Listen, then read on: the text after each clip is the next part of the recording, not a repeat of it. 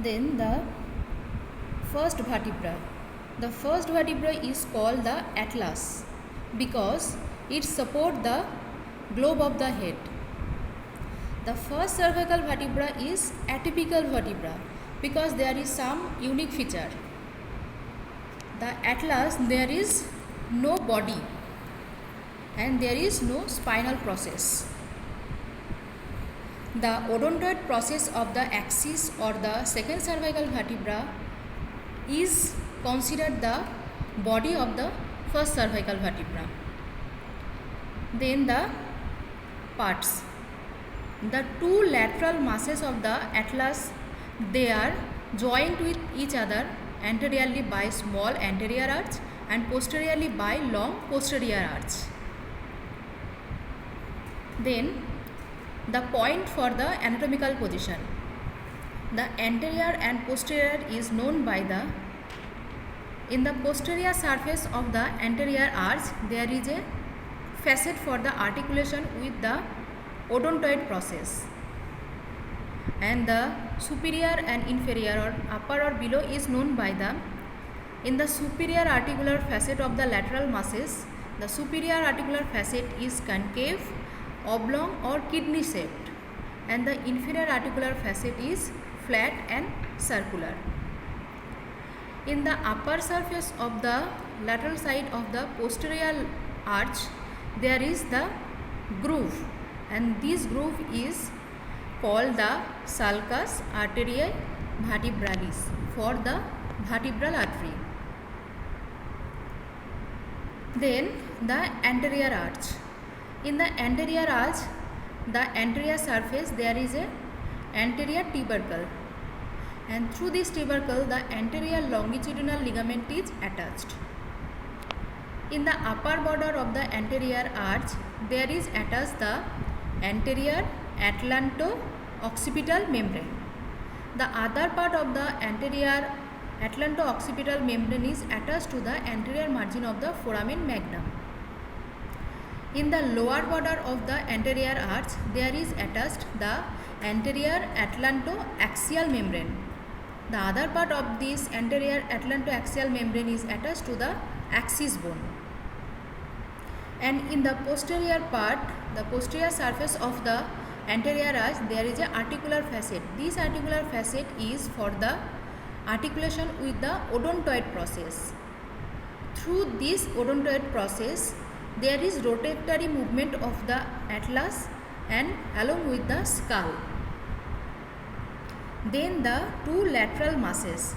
The two lateral masses, there is upper the superior articular facet and the lower the inferior articular facet. The superior articular facet is concave, and in the superior articular facet there is attached the condyle of the occipital bone and form the atlanto-occipital joint. There is the movement of the flexion, the extension and the lateral flexion of the atlanto-occipital joint. In the inferior articular facet there is attached with the part of the axial bone and form the atlanto-axial joint. Here the movement is the rotatory movement. In the medial surface of the two lateral masses there is two prominence, and these two prominence they are attached by the transverse ligament. The transverse ligament divide the vertebral foramen into two parts, small anterior part and large posterior part. The small anterior part is occupied by the odontoid process, and the large posterior part is occupied by the spinal cord along with the meninges. Then the posterior arch. In the posterior arch, the both lateral side there is upper surface there is the groove, and this groove is for the third part of the vertebral artery. Beneath the vertebral artery there is the first cervical nerve. So this groove is called the sulcus arteriae vertebralis. Then rest part of the posterior arch, the upper border of the posterior arch, there is attached the posterior atlanto-occipital membrane. The other part of the posterior atlanto-occipital membrane is attached to the posterior margin of the foramen magnum. Then the lower border of the posterior arch. The lower border of the posterior arch is for the attachment of the highest fiber of the ligamentum flavum. The anterior surface of the posterior arch forms the posterior wall of the vertebral foramen.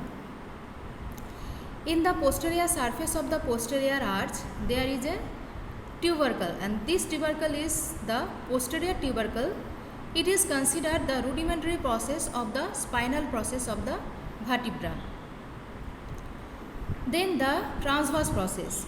The transverse process of the atlas is prolonged, and these two transverse process act as the lever to rotatory movement of the atlas.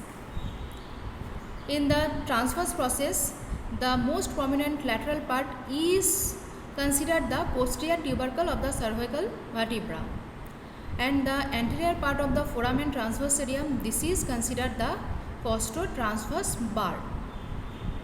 Just anterior to the lateral mass, there is a small minute prominence, and this is considered the anterior tubercle of the cervical vertebra. There is no anterior root of the first cervical vertebra. Then the attachment of the muscle. Just both sides of the anterior tubercle, there is attachment of the muscle longus colli. Then both sides of the longus colli, the anterior tubercle, there is attached the rectus capitis anterior muscle. Then the upper surface of the transverse process, there is attached the rectus capitis lateralis and the obliqua superior muscle. The inferior oblique muscle attached to the tip of the transverse process, and the splenius capitis, the levator scapulae and the scalenus medius muscle attached to the lateral and inferior surface of the transverse process. In the posterior surface of the posterior arch, there is a posterior tubercle.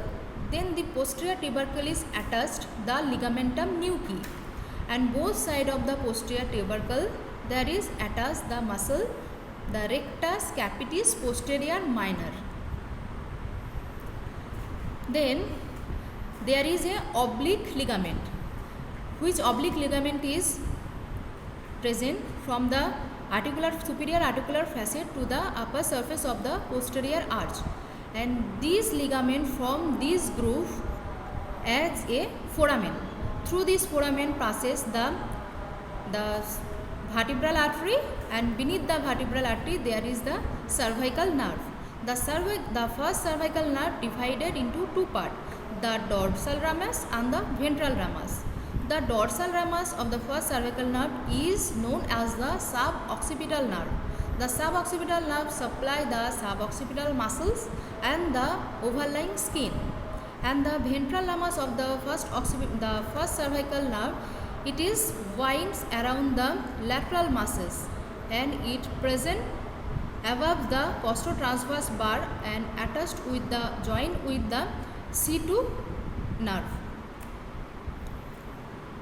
Then when the vertebral artery is present at the foramen transversarium of the atlas, then this part of the vertebral artery is known as the third part of the vertebral artery.